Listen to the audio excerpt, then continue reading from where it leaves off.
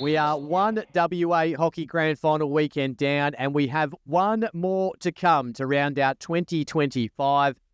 Welcome to the Hockey Hour. Jace Gabriel here with you, and as always, former Hockey-roo Jane Claxton. Welcome, Jane. Yeah, this is our semi-final. Yes, yes, it is. It's been a big weekend. Obviously, the prelim finals for the Premier grade teams, but grand finals for all the other grades. And congratulations to everyone who won their grand final last weekend. I'm sure you celebrated accordingly. Yep. But we have now the grand finalists for our Premier grades this weekend. So it's going to be a very, very big day at the Perth Hockey Stadium.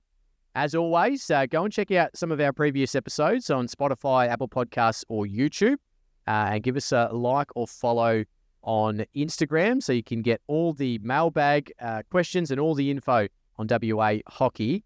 Feel free to follow Jane and I if you would like as well. We love hearing your feedback and your questions. Big show lined up. The news shortly. We'll get to the mailbag questions for this week. We'll wrap up the prelim finals in the Stiles Electrical Premier League and look forward to the grand finals. And we might even get a little bit of a tip on the Premier 2 grand finals as well. Jane, we are then going to go to Around the Grounds Firstly, we've got Andy Galbraith from Eliza's game. We spoke about Eliza's game probably about a month ago or so, and it happened on the weekend, and it was a fantastic day. Andy's going to give us a recap. And we're going to speak to our Charlesworth and Olympians medalists for 2025, Madi Ratcliffe and Flynn Ogilvie, both in grand finals this weekend as well. So excited to chat with them, but let's get straight into the news. Friday, we hosted, the Hockey Hour hosted the Hockey WA Annual Awards. Well done. How was your MC debut? Yeah, incredibly nerve-wracking. I had to selectively choose a dress that didn't show any sweat because I was so nervous. But yeah, it went quite okay. And like Hockey WA put on such a great show. Like the venue at Optus Stadium, Incredible, overlooking the bridge, and yeah, the whole setup I thought was very professional, very incredible. Yep. I agree. It was a fantastic night. As I just mentioned, Madi Ratcliffe took out the Charlesworth medal on 39 votes from Westside Wolves. Maria Guastavino was second on 32 from Suburban Lions. Hayley Carter third from YMCC on 28. Lene Milan fourth from Hale on 26. Jolie Satorio from Suburban Lions on 25. Flynn Ogilvie took out the Olympians medal on 37 votes. Flynn from UWA. Second was Ben O'Grady from Fremantle Coburn on 26 votes. Third, Dane Gavranich from Westside Wolves on 24. Zach Rackus was fourth on 22 from Reds. And Matt Dawson was fifth on 22 votes from Vic Park. Katie Clark and Ryan Armstrong-Bowes from Vic Park and Westside Wolves took out the Premier 2 Players of the Year. Seisha Pillay from UWA, Pat Andrew from Westside Wolves took out the Rochelle Hawks and the Paul Godoyne Youth Players of the Year. Monique Formalan and Hunter Banyard, as well as Dom Kane from North Coast Raiders, Melville and Whitfords, took out the best and fairest goalkeepers. Madi Ratcliffe and Liam Flynn, I should say, were the Jackie Pereira and Eric Pearce top goal scorers, which we've covered off for most of the year. And the golden whistle was back for our umpires, a return after a very long time. No, I don't remember. I want to say, yeah, it was before you. Definitely. I actually can't remember the last time. Brought it back? Yes, I do too. Casey Donaldson and Tom Keating winning the Golden Whistle for 2025. So congratulations to all our award winners, and we hope everyone thoroughly enjoyed Friday night at Optus Stadium. And on the same night, there was also the Hockey Australia Awards. So don't know what the beef is between WA Hockey and Hockey Australia, but both decided to have their awards night on the same night. And the award winners there from the Kookaburras, Blake Govers getting highest goal scorer on 8 goals. And then Kai Willett not only taking Kookaburra of the year out, but Players Player. So Players Player is voted by the players in terms of not necessarily you have to be the best performing, but in terms of who's the best, player or teammate across the season. So a highly coveted award. And for the Hockey-Roos, it was a 3-way tie for highest goal scorer. Courtney Schnell, Jade Smith and Mariah Williams not the highest goals scored ever, but on 5 goals apiece. And then Caitlin Nobbs taking out Hockey Roo of the Year and Grace Stewart Players Player. So, yeah, a full night for hockey awards across WA, that's for sure. Which would you prefer, the Hockey Roo of the Year or the Players Player? My last award I won departing the program was Players Player, and I thought, and that had just been brought in, and I think being voted by your peers and your teammates into that is pretty special. Yep. I like that. Sure. Yeah, I would probably agree. I think anything voted by your peers, I feel, is something that feels a bit. Yeah, you go through the grind day in, day out with them, and you always wonder if people like playing with you. I know oppositions don't. Yeah, that's for sure. And then in international waters, China were crowned the champions of the Women's Asia Cup for 2025. So that means China go on to qualify for the World Cup. So I'm sure Alison Annan is thrilled to get another opportunity and another milestone in Chinese hockey for her. They had quite a comprehensive win over India, I believe, in the gold medal match. But yeah, they had a lot of goals scored in that Asia League. I think they won 22-0 in one of their matches. So quite a force. Chinese Taipei, it was, yeah. So, incredible performance by China. But, yep, they get the ticket to the World Cup and everyone else gets into the pool in March next year for the extra qualification spots. Yep, it's going to be a fascinating time, especially for women's hockey in Australia, the qualification for the World Cup. Let's get to the mailbag, Jane. We have only a few questions this week after a record-breaking week last week. Let's get into our first question. And our good friend, Rowan.Ramesh21, has sent us another question. We love your work, Rowan, so thank you very much. Do you think the FIH Pro League is the right way to promote the sport? And if not, what would be your alternative? Interesting. Well, from a spectator perspective this year that I was in, I really loved that there was this chunk of the year where you could turn on the TV and be watching international hockey almost daily. Yep. And I wish that happened throughout the year, but that's just not doable for our athletes as well as financially. So I did like the format that it was on weeknights. Anytime you could replay it. It was on Channel 7, so very accessible, but you could also watch other matches through the YouTube channel. So I liked that aspect of it. Do I think it helps promote hockey and it's a great format financially for a lot of countries? Probably not. But yeah, I do like how accessible it was for that period of time. It's a hard one, isn't it? Because to promote, you have to put money into it, right? And that's probably the hardest thing for hockey, with not being able to have such big sponsors. So I agree. I like being able to have the Pro League on, more months of the year than not, because that, if it's on, it means it's being watched, it's being promoted. So I think that's a great thing. I don't think we can go back to the Champions Trophy. I don't think that works. So I think Pro League is having a set 2 weeks and that's all you get a year. I like how Pro League spread out, so you get bits and pieces across the year. Yeah, and I think they do this anyway. They play they do Southern Hemisphere and then Northern Hemisphere, right? In December, they usually kick off Northern Hemisphere, and then they have a break, and then we take over Jan Feb-ish, and then we have a break, and then it goes back to them. Yeah, okay. Yo-yos.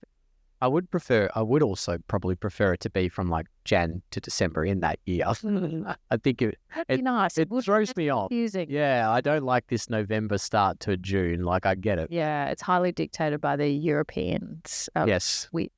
That doesn't surprise us, but no, great question, Rowan. We're all for the Pro League being that it's on more often than not. Anon has dropped a couple of questions. What do you think is more important heading into a grand final, experience or momentum? That's a good question. I always say that people that have had the grand finals feeling or experience previously, so going into this weekend, both Hale and Wolves for the women and UWA and Vic Park for the men's have had that historical proof, but people in the actual team having played in a recent final, I think is a good edge because you understand how to plan across the day, how energy sapping can be because of the nerves that build up. And usually the games are from about 2 p.m. onwards. Yep. So you're dealing with a lot that day. I think that's invaluable. Okay. I think momentum is good, but if you think of Wolves and UWA who played the midweek and then skipped a week, like they don't really get momentum because they've missed a game, I guess. So probably not. Momentum's probably not the big one for me. Experience, I think, is really big.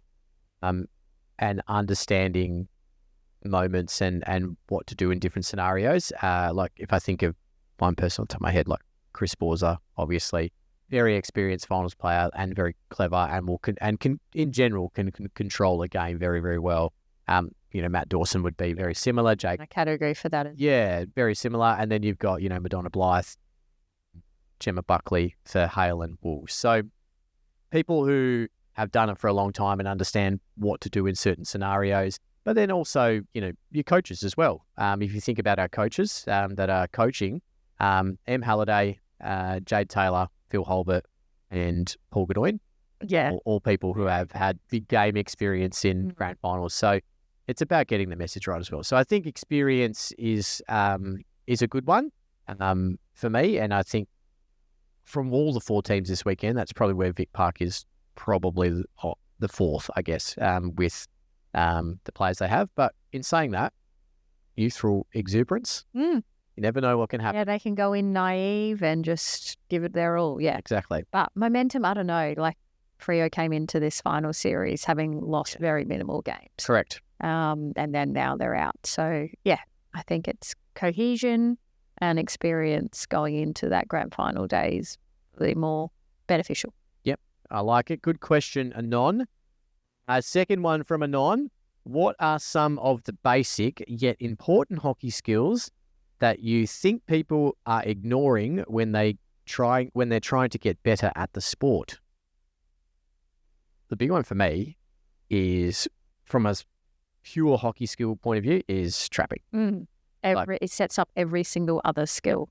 If you can't make a good first touch, everything you do after that really doesn't matter. Yep, completely agree. Like with the way the game's played now in the air, like to be able to trap at any height, at any speed is incredible. And you see the people who do it the best generally are playing in the higher levels. Yeah. But to be able to do that and then on top of that, know what to do next is the next skill part to it. Especially this day and age with overheads, you can see the difference between those that are intentional in their trap and those that are like, I'm just going to put my stick down and wherever it goes after that, wherever it goes, those that go, when to play to space versus I love how Dorso can bring an overhead down and like just almost stop it on the skill. I don't know how he does it. Same with Flynn Ogilvie. It's because he's only got one. Yeah. He's lost a bit of the finger. Yeah, it's massive. So yeah, I think that gives you so much more time. Yep. To do whatever else. So trapping is a huge one, and I've noticed it more now being a coach in players coming through that how little they pay attention to that. Yep. Like posting, receive, and making a trap is such an undervalued skill, and not many I've witnessed in the younger age group can actually do it. And it's how you trap too, because we are so ingrained, obviously, in being on the turf. People will trap like horizontally and like have their left hand lower to the ground, where it's actually way more beneficial to be more kind of like that. I don't know what angle that is, but 45. Yeah, they always say like your elbow pointing to the sky type situation. Yeah, because it's so critical. And so anyone listening, any youngsters listening out there, learn to trap with your elbow pointing out like a teacup, I guess. It's probably the teacup is probably the best way to talk about it. And practice trapping anything at any time. That's why cricket is going to hockey are very good. Yes. Yep, absolutely. Well, that's all for the mailbag. Jane, just 3 questions. I know. It's done and dusted. Sharp. Thank you.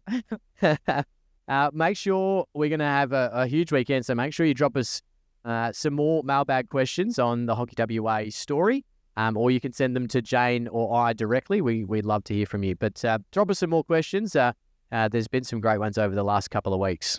All right, Jane. Penultimate weekend in the Stiles Electrical Premier Leagues. Let's have a look at the preliminary final results for the Stiles Electrical Premier League, but we'll also look at the Premier 2 games as well, because they were fascinating in themselves as well. Both very tight. Let's go to the ladies first, and in what was horrific conditions, to say the least. One played on Sunday. Oh, a 2-1 victory to Hale over Suburban Lions. It was Taylor Claxton. Yep. Getting on the scoreboard first. You really fought against the Claxton name of not being a goal scorer. Chelsea Turner levelled up, and then with 5 minutes to go, Lene Milan once again, just doing what she does best. Yeah, she played very well. She scores and gets Hale over the line. You commentated both games, but you commentated this one. It was a pretty good result. Yeah, and it was kind of a roller coaster game. Each team had their moments of, okay, they're going to win now. And I think definitely going to the last quarter, Hale in the third quarter looked very fatigued and Lions were dominating, and it was just a matter of time that they were going to probably get an extra goal, get on the winning tally. And I don't know what happened at three-quarter time to Hale, but they came out and then just dominated. They did. That final quarter. And then the tide had turned and you saw Lions just gradually getting, I guess, less and less confident on the ball. And the goal from Lene was kind of working its way up to it. So it was impressive. It was a good finals version of hockey. Yeah, absolutely, and great that it was in normal time. Unlike the Premier 2 women's prelim final, that was 0-0 at full time, and it went all the way to the shootout. We skipped the extra time because no one scored there. We went to a shootout and a 3-2 victory to UWA to secure their spot in the Premier 2 grand final.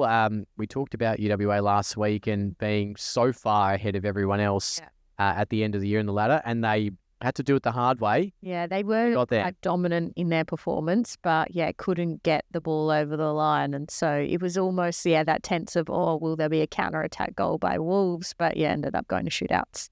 So let's have a look at grand final day. Let's start with the Premier 2 ladies, Fremantle, Cockburn and UWA. Who do you like? Well, I would have, going into this final series, said, UWA all the way. But obviously they've been tripped up now in the last two final games. But I want to back in UWA, and hopefully they pick up all the pieces, and they've played really well throughout the season. I want to back them in. Okay. I might back Fremantle Cockburn because I've seen multiple times in years past in the Premier 2 that the team that finishes on top doesn't generally win the grand final. I'm trying to break the mold for them. I'm going to go with Fremantle Cockburn. They've got a couple of good imports. Ella Carr, of course, from the New South Wales Pride is one of them. So I'm going to go with Fremantle Cockburn in the Premier 2 women. What about the Premier 1 women? Wolves and Hale. You kind of have to go for Hale, right? Because I do. Lawyer really they played some great hockey, but when there's those moments of lapse in Hale, that's when teams can pounce. Yep. And Wolves have some good ins this weekend with Greta Hayes and Grace Young coming back into the side. So their midfield will be really rough for Hale to manage. And that will free up Madi Ratcliffe to just create some havoc up front. Yeah, and I agree. Will not really need to defend the whole. Correct. Yeah, I'd probably go with Wolves as well. Claire Colwell did play in the win against Lions, and very good in their defensive. And her and Kirstwire work very well together. Yeah. Okay. I did speak to Mariah Williams as well, and she's touch and go. So carrying an injury into a game like that is really hard mentally. Yep. So but it'll be a fascinating one. Be a good game. But Wolves for Jane and I. Let's look at the men now. The Stiles Electrical Premier League game between Vic Park and Fremantle Cockburn. 1-0. That was it. First quarter penalty corner to Kai Willett. There's a nice that was it. corner as well. Yeah, it was a good flick. Plenty of chances for both teams. But that was all that was done. It was a hard-fought game. Defence was It was brilliant. very entertaining to watch end to end. And I love how Vic Park have that overhead threat and Weddy and Dorso's kind of relationship there. And Weddy just guns it down the field, gets the overhead in behind defence. So I love when that happens. Those counter-attack goals are great to watch. It was a fantastic game of hockey, and it was a penalty corner that essentially broke the deadlock. But the defence from both teams was incredible, and the goalkeeping, just as good. So, Vic Park move on to the grand final in the Premier 2 men. Geez, what a game this was! It was locked 1-1 at full time. It was Harrison Regan scoring in the 3rd minute. Hunter Banyard, and if you know Hunter or heard of his name, that's correct. He's playing on the field in the 2s. He scored in the 33rd. So 1-1 full time, no score in extra time. And then one of the most incredible shootouts I've ever seen. The goalies just owned this shootout, honestly. Nick McCorn and Travis King were incredible. Nick McCorn saved a penalty stroke as well from Jeff Cock. And it was one goal. It was one goal from Maverick Cake, effectively the last one, the last Match pressure. Shootout. It's probably the most simple shootout. There was people going in there trying to overhead the keeper and doing all this bad stuff, and he literally went in, swiveled into the back of the net. That's all you need to do, yeah. And it sends Hale to the grand final against YMCC. 1st and 3rd on the ladder, respectively. They played a semi-final, obviously, to get to the grand final not long ago. Last week, in fact, 3-2 in extra time to YMCC. Who do you like? Oh, I was shocked when I rocked up and I was just watching the game that Hale hadn't dominated on the scoreboard. They had some great play and they have some great experience in that team. Yep. Obviously, getting a few from their one side that didn't make the final. And I haven't seen much of YM in the 2, so I'm not educated enough to make that bet. But my brother's, in that team, so I may as well just go. Probably going to go field too. He didn't play. Is he going to get a call-up? No, he's had a femur stress fracture. Oh, yeah, so he can't run. He's not meant to run, but I did see him run on the field at celebration. I was like, naughty. I do enjoy the relationship you two have. I'm going to go with YMCC. I think some serious talent in their 2s team, so I'm going to go YMCC for me. Now I'm not going to obviously pick this game, the grand final for the men's one, because you know where my allegiance sits. It's going to be a hard one for you guys, like especially coming off a 6-1 loss. But I think that will make you guys extra honed in for the game. You'll go, okay, they showed us up last time. Yep. Where are our deficiencies? But there's so many holes to cover with UWA, and there is. It's going to be rough for you. But I don't want to bet against you guys because I love the way you play. But UWA are just so hard. So you're going with UWA? Yeah, I'll go against you. Right. I'll be sure to wear my Vic Park gear in on Monday. I want you guys to win, and I want you to prove me wrong. I do want you to prove me wrong. Yes, I feel like you're breaking up with it. It's not you, it's me. Yeah. Like, please. So funny. No, it's going to be a ripping grand final. A host of current Kookaburras, ex-Kookaburras, up-and-coming young talent, under 18s, under 21s. It's going to be a serious game of hockey. We'll ask Flynn Ogilvie later in the show about the grand finals. And we'll also ask Madi Ratcliffe about her upcoming grand final as well. But a huge day at the hockey stadium. It'll be starting mid-morning, I'm fairly certain, on Saturday. So get down there, get your spot, sort yourself out for the day. Food and drink, I'm sure, will be available. The whippy machine. I love the soft serve. One thing Jade's there for.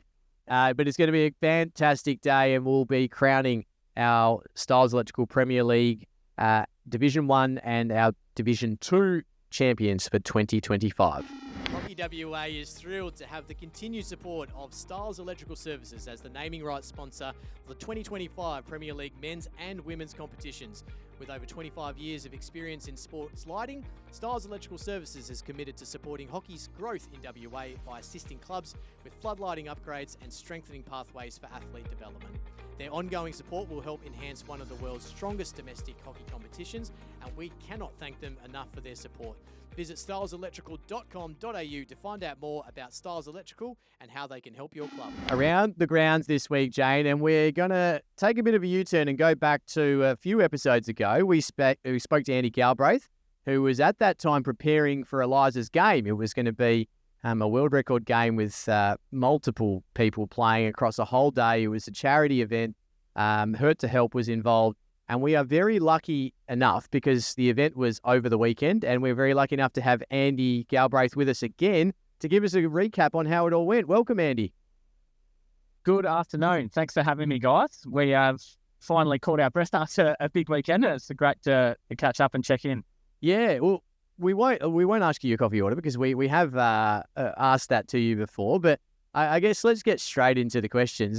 Give us a summary of the day.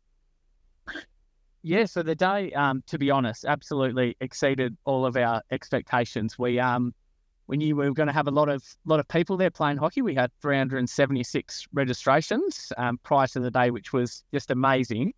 And then so many other people that turned up on the day and just turned what we knew was going to be great just into something that was absolutely amazing. And we were able to play some hockey.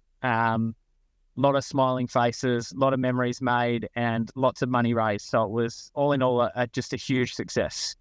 Oh, awesome. Yeah. And God, I don't know how you went Sunday with that adrenaline dump you mentioned before, but congratulations. How much money did you end up raising, and where does that money now go to?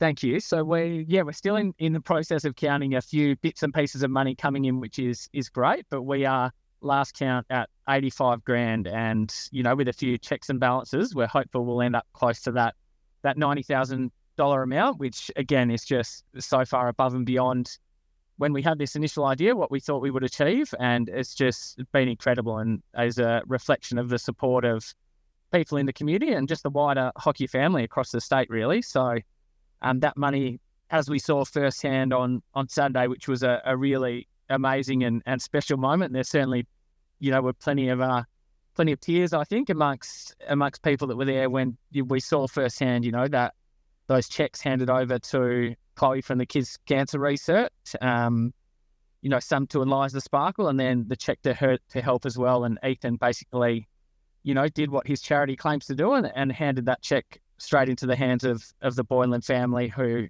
were there for the day, which was special in itself, and shared their journey. And that'll go a long way to helping them exactly as it did the Reynolds family. Yeah, it was a wonderful day, mate. I was so lucky to be involved.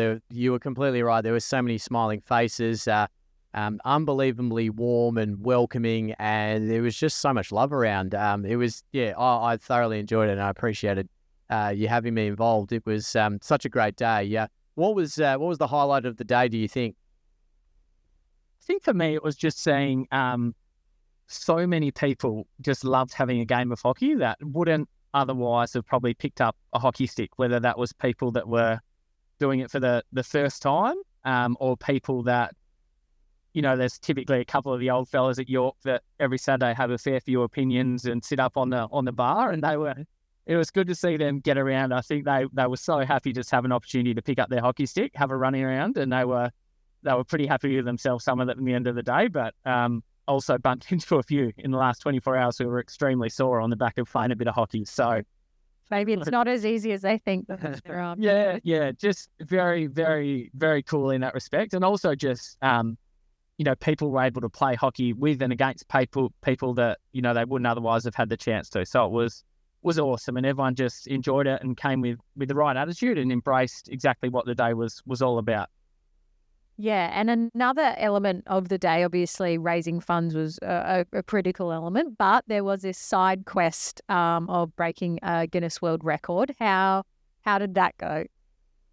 Yeah, fantastic. So we met the number that we were hoping to get to. We have to unofficially break the world record as it stands, given the sort of business model of Guinness Book of World Records, which I won't go into too much and bore you with, but it was, going to be a little bit counterproductive towards our aim to kick some huge fundraising goals. So, we're really proud again of everyone's support of the event and people turning up and supporting us in what we were trying to do. And, we're really proud to say that we reached that number, albeit an unofficial world record for the world's most players in a hockey exhibition game, which is really special and cool. Yeah, I think absolutely own it.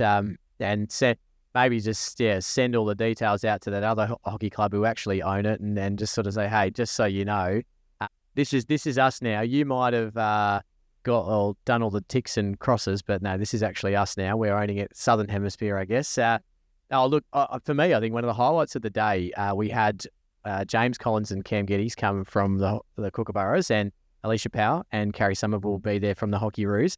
They bought some gear with them, some old gear, to see the kids. I felt a little bit bad because they were put to the sword for about the whole time they were there. They were signing autographs, they were taking photos. They played in the boys played in one of the games with the girls coaching on the side. To see the kids I think I saw foreheads getting signed. It was unreal. Just to have that level of person in our sport be down there. I even saw Rick Charlesworth there. Rick was there as well. Yeah, to go to his own awards and prioritise being. Yes, yeah. Eliza's game was much more important for Rick. But yeah, it was a cracking day. I really enjoyed it. But it begs the question, Andy, is Eliza's game potentially on the cards for 2026? I think it's very much open for discussion at this point. I wouldn't dare bring it up in the next week or so. So I think we'll get a pretty frosty reception. I think everyone's happy just to catch their breath. But given how successful it was, and look, the feedback from people, my phone has blown up with people that have just seen some of the articles, online and in the news, and just said that looked like an absolute ripper day. Like, if you do that again, make sure you let me know, because I'm coming and I'm bringing my tribe with me. So I would say it's probably on the cards again at some point, whether that's next year or the year after, or it becomes a biannual thing, I'm not sure. But also just looping back to what you said, the Hockey Roos and the Kookaburras that came out were just amazing, and that was such a buzz for those kids. I think whoever had that time slot that got coached by the girls and had the boys out there playing with them, they'll remember that for the rest of their lives, which is brilliant. And then, Rick Charlesworth is out the back flipping hamburgers for the canteen, and his wife Carmen selling him inside, which is pretty special as well. So yeah, very cool, and very grateful for all that support, and the support of Hockey WA and the wider hockey community was incredible. Wow, fantastic, mate. Very happy to catch up with you post event and find out that it was an incredible day, and more so incredible for the amount of money raised and where that money was able to be passed on to. So Eliza Sparkle, Hurt to Help are the two charities, and of course the Kids Research Institute for Cancer, a couple of the beneficiaries, as well as the Boylan family, who were very, very appreciative as well. So fantastic day, mate. And we very much hope that if it's not next year, it's a biannual thing and we can get Eliza's game up and running again. Thanks for jumping back on with us and giving us a summary of what was an incredible day. My pleasure, Jace. Thank you. And thank you for coming out. It certainly brought some credibility and helped us wrangle the 376 odd people that were there, and I'll certainly hold Jane to that comment that she'll be with you next time around. So we can't wait. It'll be brilliant, mate. Thank you so much, and enjoy a little break from hockey. All right, Jane. We normally talk to our players from the Stiles Electrical Premier League, but this week we are going to talk to the players, but we're going to talk to our best and fairest players, the Charlesworth medalist from Friday night for the women, Madi Ratcliffe from the Westside Wolves Hockey Club. Welcome to the Hockey Hour, Madi.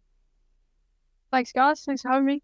Thank you very much for being available for us. We know you've got Thundersticks training, so we appreciate your time. Firstly, we always want to know what everyone's coffee order is. What's yours? Just flat white. Pretty boring. Sorry. No, that's mine too. We don't like to spice it up on this podcast. No, we've had very, very few people who are really random. I think one of your coaches, Scott Goodhart, he's full on. I think he has about 3 or 4 coffees a day, he said. That doesn't surprise me. Obviously, congratulations for Friday night. But in terms of your initial thoughts when you first saw the leaderboard across the night, I know when you came up on stage, you said you felt sick, but how were your thoughts across the night?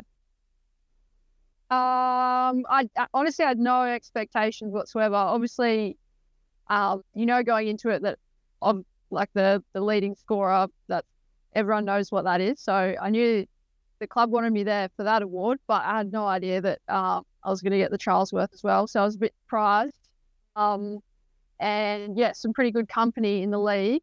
There's probably someone in almost every team that can win it. So yeah, I was pretty shocked and feel pretty privileged to get it. So yeah, very happy. Yeah, awesome, mate. You do join some elite company at Westside Wolves. Your current coach, Jade Taylor, and Lisa Eglinton, who we mentioned on the night, are former winners from Westside Wolves. So what does it mean to you?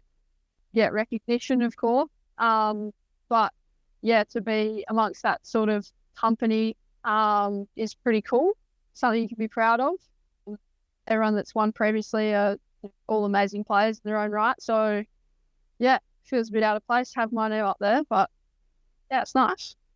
Yeah, no, I don't think anyone would disagree that you're out of place. I think everyone flags you in every team pre-game talk when they play Wolves. But yeah, in terms of Wolves as a team, they've been a force to be reckoned with throughout this season. And I think, yeah, I don't think did you end up losing one match at all? Or maybe it was one match? Two in the end, I think it was, yeah. It was right at the end of the season.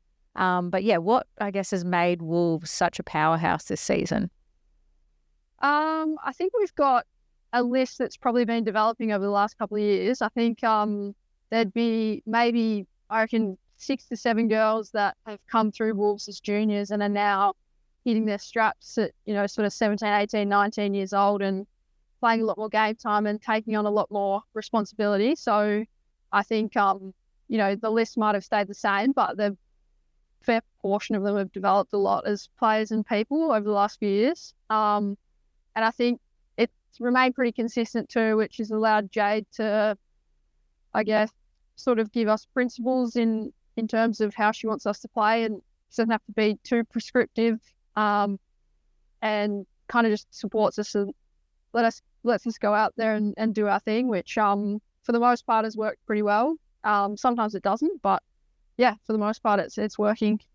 You've got the grand final this weekend, another match against Hale, who you played a couple of weeks ago. It was a really tight game, that game. You just crept yourself over the line, but from memory, I don't believe you played that game. So what are your thoughts on Hale? And I guess what do you have to be wary of from a Hale point of view? Yeah, good question. No, you're right. I didn't play that game. I was at the footy.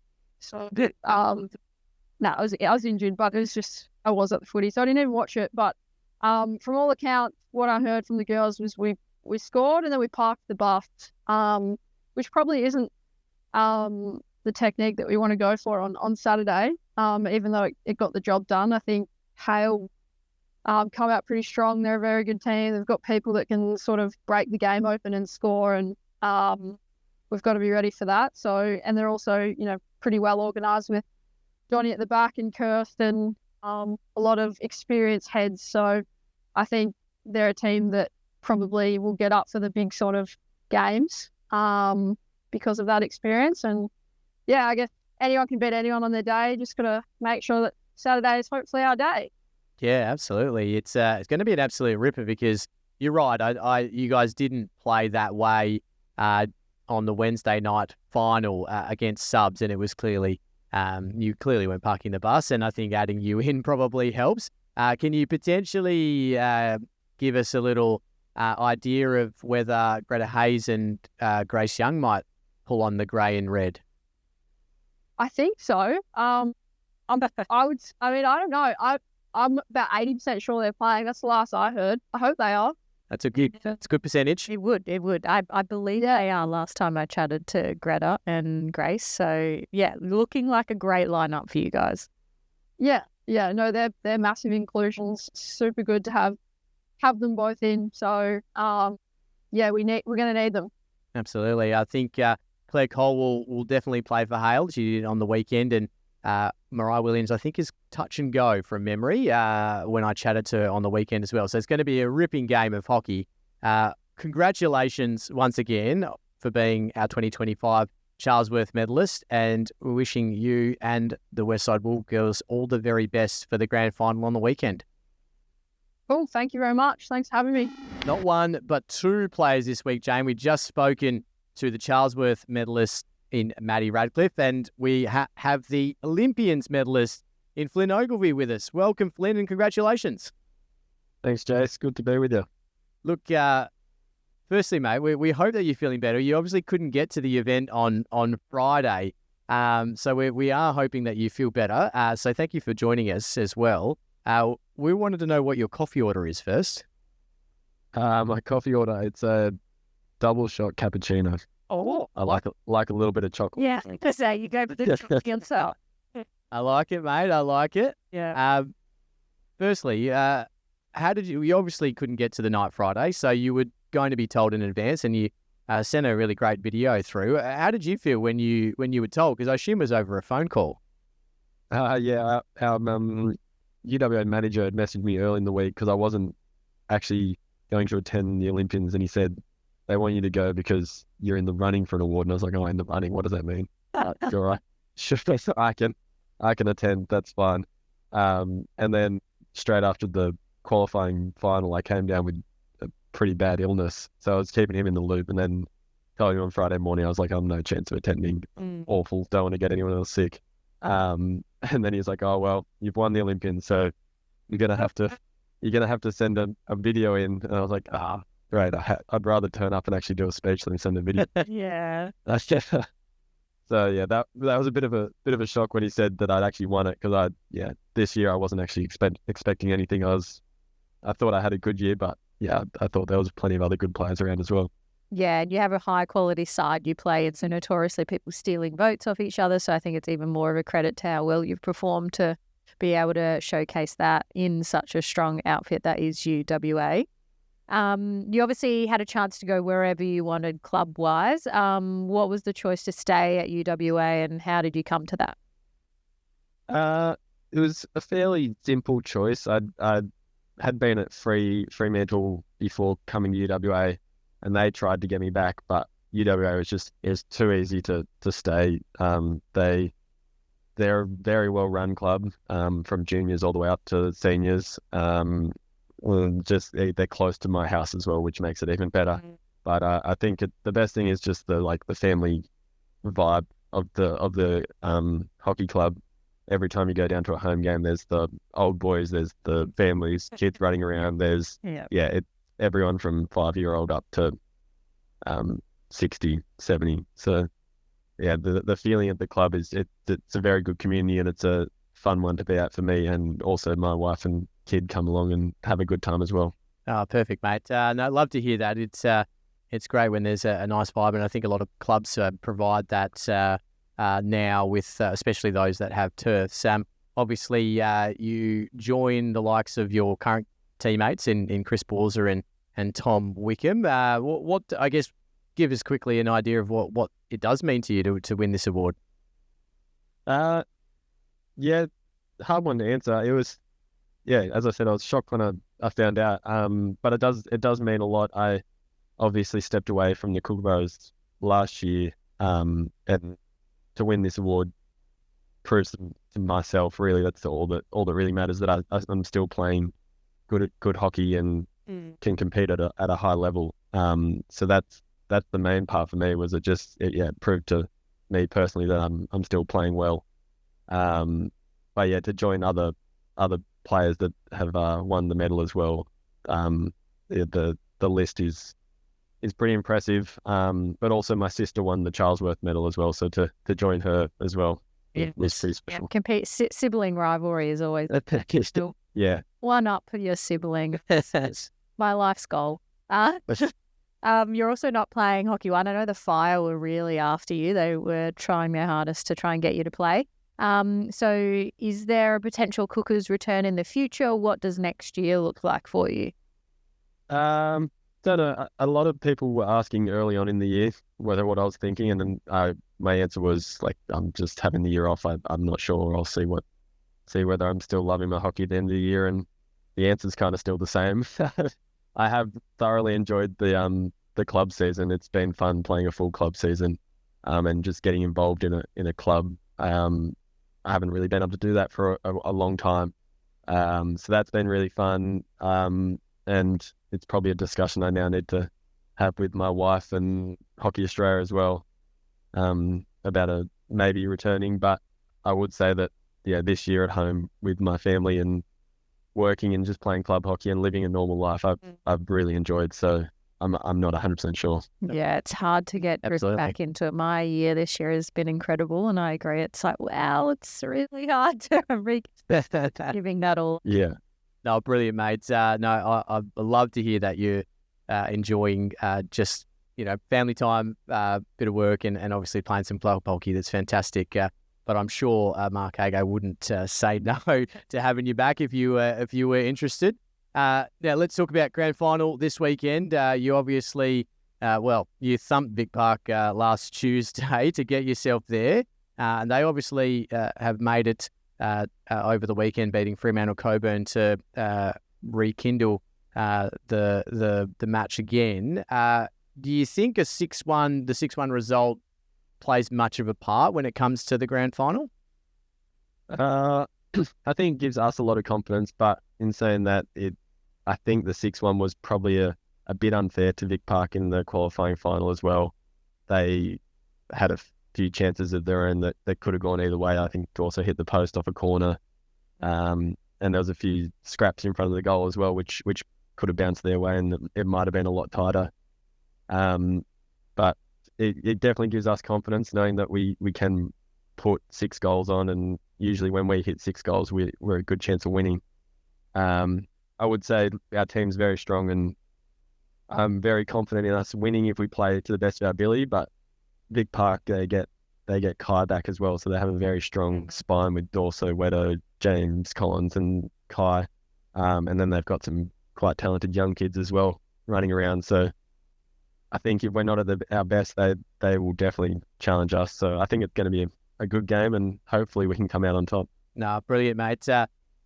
Going to be an absolute ripper. The talent in that game is incredible. So from both sides, so I cannot wait to see how it all plays out. Look, mate, thank you so much again for being available for us, and hopefully you can start to feel better by the end of the week. But mostly, congratulations, our 2025 Olympians medalist. Thanks, guys. Thanks for having me. Flynn Ogilvie there, the 2025 Olympians medalist.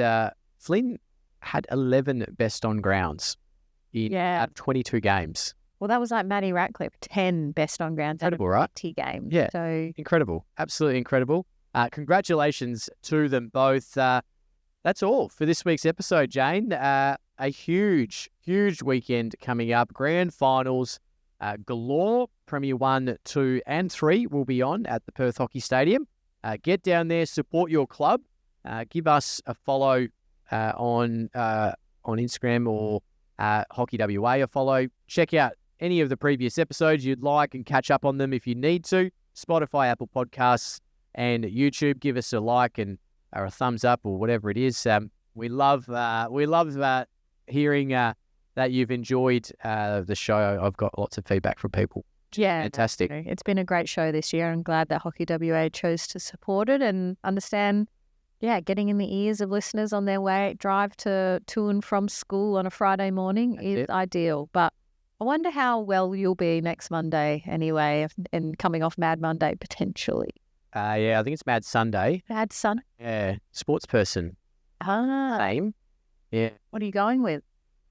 I don't know yet. Jane Claxton? Oh, I've done that before. It's been done. I'm sorry. Yeah, I know.